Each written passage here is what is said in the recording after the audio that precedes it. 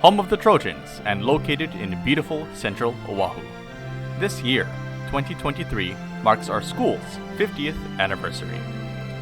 To commemorate this monumental year, we are holding numerous events to recognize the extensive and decorated history of our school. One such event will be 50 interviews from 50 different people who have shaped the school into what it is today. These interviews are encapsulated through 50 different videos that will be released weekly between January 2023 to January of 2024. Please join us in this momentous occasion with the people that have witnessed our home's history firsthand. We here at Mililani hope you enjoy learning about our school as much as we cherish retelling it. This is Mililani High School's 50th anniversary.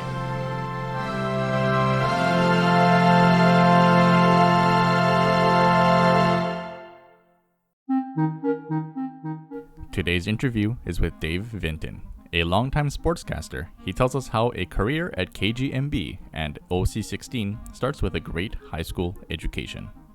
Sure. My name is Dave Vinton, and I'm a Mililani High School graduate. Proud member of the class of 1988. It's getting, years are adding up.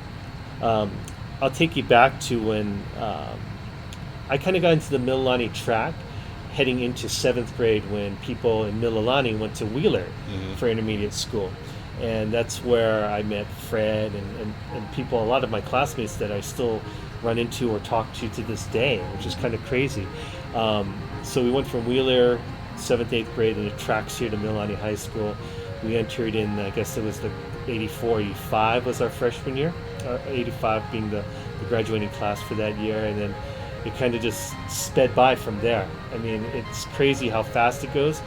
When you're in the moment, I think like any student, you really feel like when this classes and assignments ever going to be over. Yeah. But when you look back on it, it went like that. Right, yeah. And parts of it you kind of wish you could go back to or revisit. So it's kind of been fun thinking about these past experiences being so many years later. Classmates-wise, one stands out as far as a classmate, and there's a couple of teachers I'd like to mention too. But classmate-wise, one of my good friends through high school times, and then he was my roommate for the first years at the University of Hawaii, was Troy Tanaka. He was my roommate, and I think it was kind of cool that we went from high school and then transitioning to the University of Hawaii. That is a big step up, right? You're graduating when you're 17, maybe 18 years old, and you think you know it all, but you go to UH and you're suddenly, the small man on campus again, where you feel so young. And having a good friend like Troy, I think made it easier because you had that social thing too, sure. and your friends that you saw around campus. So he and I were roommates for a few years before he went on an exchange. Then I ended up meeting other friends and dorming in the apartments. But my point about all of it is through the years we reconnected, and then pretty much he lives in the mainland now in California, but every Christmas time he comes back. So we make a point to always get together for lunch. Then we sit around reminiscing and saying how good we were back in the day. And you guys were honor roll students. Yeah, honor roll students and all the other great things that we were not. Well, Troy probably was much better than I was. But it's fun to have kept up reconnected through the years and now kind of have that connection. And the lunch has expanded from me and Troy to other people from our class or within a few years. So it's nice. And a hugely, hugely influential person that was big for me his name was Alden Kawamura. Everybody called him Mr. K. He recently passed a few years ago, but he was my, I want to say, sophomore English teacher, and he was just awesome. I mean, when people ask me about people that made a difference in your life, and you're lucky if you have a few, especially educators, but Mr. K was right near the top of the list of people that, he taught me English stuff and all that, and he was also the yearbook advisor, and he got me into Yearbook, and I think that's what also kind of sparked my interest in journalism, was how to craft a story, and Yearbook provided that outlet. I wanted to eventually do sports, and I wasn't the sports editor, I was a section editor for one of the classes by my senior year, but man, I just remember the conversations we used to have, and after graduating I was fortunate to keep in touch, even though again it wasn't as easier back in the day, but somehow we found a way to run into each other happenstance. And then when I graduated from UH and started work at KGMB 9 as a sports reporter. I don't know if I ever told him this, but he gave me one of my first scoops.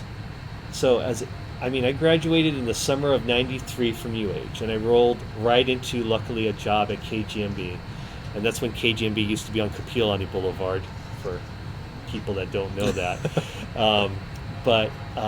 So you kind of rolled into that, the fall and the football season, and then it's always tracking who graduated or who's going to commit to what school. Mm-hmm. And so I think he was so proud that I got a job in the field that I wanted to do, and I'm very lucky. And he called me at the newsroom at KGMB and said, "Hey, do you want a scoop?" And I'm like brand new. I mean, like months into the job, and I'm like, "Yeah, this would be great. I can, impress my peers and my bosses and stuff like that." So he goes, "Well, Donnie Utu, who was a great football player, his son now is a great football player, just to show time, but he is a great football player at Punahou." Mm-hmm. And Mr. K said, "Well, as things would have it, he's dating my daughter." Never met the daughter, but Mr. K, being such a great guy, said that he's going to commit to Utah. Ron McBride in Utah. Yeah. I think Ron was the coach at the time. And he said, "Is that something?" I said, "That's great." So I tell my co-workers stuff, "Hey, I can confirm that he's going. We can get an interview because Mr. K set up, a time to go." And to land at the time, it seemed like, oh man, this is like the most amazing thing in the world. And it was so cool. But did the interview, and we broke that story. It was very small in the cosmic scheme of things, but for me, professionally starting out, it was awesome. And it just reinforced what a great guy he was. Yeah. And then through the years after that, we just kept in touch. We'd go to lunch or play golf once in a while. And he was one that I think that not only taught me lessons, the English, the journalism stuff too, but the life things and the things that help really affect you as a person later on in life. And I really have warm feelings of that friendship that started out as just a teacher-student thing as far as just that, but he's like an uncle after that. And so we kept in touch through the years, and then when he started to get ill, that was of course a bummer. And then I got to know his daughter, who didn't end up marrying Donnie Utu, but this, Jamie Blake. Okay. Now Jamie Blake, former Jamie Kawamura, but married Chris Blake. Oh, okay. Okay. So again, our worlds of sports and things collided, and then when I started doing the things I do at OC16 for high school sports, Chris, of course, being an amazing volleyball coach, we covered that, and we kind of reconnected, and I told Jamie, I said, your dad was great, and all that. I got to say that to her in that time. So that was definitely a person that I was trying to think back. If you ask me, like, maybe who the most influential person was in my life as far as a teacher in high school times, it'd probably be Mr. K. And he was so incredible. Great. Yeah. Graduated in summer '93, journalism degree. Was very fortunate to go right into the field that I wanted to work, and that was at KGMB, as I had mentioned before, right on Mililani Boulevard. So I was really, really lucky that I went from high school to UH, which was familiar, and then I got right into my field. And I always kind of wanted to stay in Hawaii, as far as where I wanted to do my work and career. And so it really worked out, and I think I'm very fortunate and blessed in that sense. But because I almost went to Loyola Marymount. So I remember my senior year, I was accepted. I only really applied to a couple of places, and I was fortunate to get into LMU. And UH was sort of you should get into UH if you have decent enough grades and stuff. And so got in. My parents said, where do you want to go? I thought LMU because I had friends there, and went to the orientation dinner and things, and they passed out the information. And then I remember on the drive home that my folks said, where do you want to go? I said, I think I'll go LMU. Next day, they said, well, we kind of did the numbers on the tuition. And my parents, fortunately, made okay money, but they made not enough to cover the bills for college, that stuff. but it wouldn't qualify for grants. And so they were like, why don't you go UH for a couple of years and then take some of the undergraduate stuff, and the last couple we'll pay for. And I was kind of bummed for a day not getting to go, but I got into UH, and then once I was there, it was really familiar. It felt like Mililani High School in the sense of lots of people you knew Hawaii and everything, and I guess it worked out as far as for me and my career and stuff. I think by the work that I did at KGMB, which put me on air, a lot of my friends and people that I may have not been real close to were able to keep in touch with me, because after college I went right into it and had a decent stretch of working there. So then when I would run into people, they'd be like, hey, do you remember me? And some of them, of course, I recognize the face, and I'm good at remembering faces, not always names. But they were able to, I think, feel like a connection and stuff, and that's why they would come up and just talk to me like as if time had compressed and we had stayed in touch for all the years. And it was a really cool thing. So from KGMB starting in '93, I ran it up to about 2002, and then they made a change.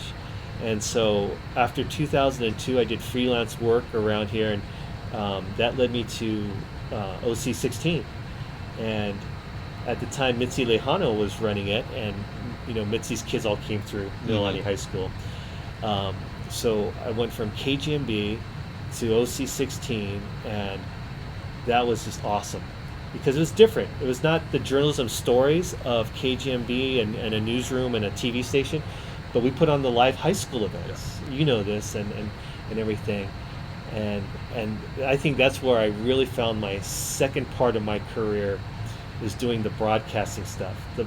I did on-air stuff with the broadcast, commentating, sideline reporting, but I really found my groove behind the scenes in the TV truck as the producer, where you get to kind of put all the elements together to make the broadcast happen. And it's been really fulfilling as far as putting these kids on a stage and giving them that time to shine, because I'm a firm believer that, much like this series and why we're talking about Mililani High School, in Hawaii, you ask people, where'd you go to school? Where did you grad? It's always high school. It's never like UH, UCLA, whatever. It's high school because it instantly categorizes bad or good, stereotypical some things, but not always. Where you grew up, who your friends were, what were the things that were important to your area, like red dirt. When we came to school, Mililani High School, you thought of red dirt. Other places have their own unique things. So again, it puts you right into a thing. And the broadcast, I felt, allowed us to really showcase the communities, the student athletes, of course, and then the game.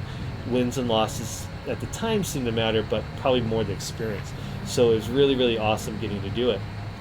One thing I'll share too, when I first started at OC16, sideline reporter, I get to the field early, I'm heading down hours before the game. There's the JV game going on, the band is there, and I bring up the band because I walk into the stadium and step onto the track and the turf. The band is right there. And who do I see conducting the band but Fred? And I hadn't seen Fred necessarily probably really recent, but I was like, hey, Fred. And he's like, hey, I think he might have even saw me first. Fred sees everything, right? And then we just started talking about it, and man, in a flash, transported back to being at the high school as students and thinking up this, you remember that, or the homecoming this or that, or whatever. And it was so awesome. And of course, Fred went into eventually the management side and became the principal here. So when we went from Wheeler Intermediate to Mililani High School our freshman year, I lived down by, and then this is another Mililani community thing, I lived down by Safeway, right? So we say that, okay, you know where that is, the other side of Mehiula, down over there. So when we started our freshman year, across the campus where Mililani Town Center is, the library, and even the houses over there, that still was Pineapple Field. And Mililani Mauka was just, I don't even know if it was a pipe dream, but it was all Pineapple Fields still then. So right across from the high school, Pineapple Fields, and the red dirt, the pineapple bugs, and everything else that went into it. So that's freshman year. It rapidly changed and got developed after the freshman year. And certainly by the time our senior year rolled around, the first part of town center had opened up. Long's, that Cookie Corner, which was Cookie Corner's been one of those always been there, okay. And Long's and a few others. What Mililani High School I think means to the community, at least from my opinion, was that it's a true representation of what the community, the houses, and all of that is, because I thought that Mililani was a unique school in the sense that our boundaries weren't sort of an arbitrary street. We kind of got physical things. The next thing to our town side is really Waipio Gentry, right? And so that went to a different school. And on our right, really until you hit Wheeler and Wahiawa side, that went Leilehua. So it felt like we were really one community, and I thought Mililani High School reflected that as far as it being very unique and concentrated on what we identify with. So I think it's hard not to think of Mililani Town and not connect it with Mililani High School as far as it. Maybe that's a thing for us that went to the school, but I think even on the outside looking in, I think it's really intertwined, the things that you do. Small things that at the time, well, are huge, but we thought it was small at the time. The Christmas parade that still goes on and loops around. Homecoming parade where the classes do their floats and kind of does a loop around the thing. I think all of that matters, certainly at the time when you're in high school, but I think the community gets a big kick out of it. Yeah. I think the other part that proves that the high school and the community are so intertwined or identify with each other is the fact that, and I'm sure this is true with any community from Kailua to Kaimuki to Hawaii Kai, but a lot of us end up coming back to live in Mililani. Some moved up to Mauka, some, other homes here or your folks' place or whatever. But it seems like there's a pretty good concentration of people that went to the high school that ended up at some point coming back, or some just stayed the whole way to call it home and raise their families and do all of that. So I really think it's hard to separate the two, the high school and the community. And that's kind of a cool thing.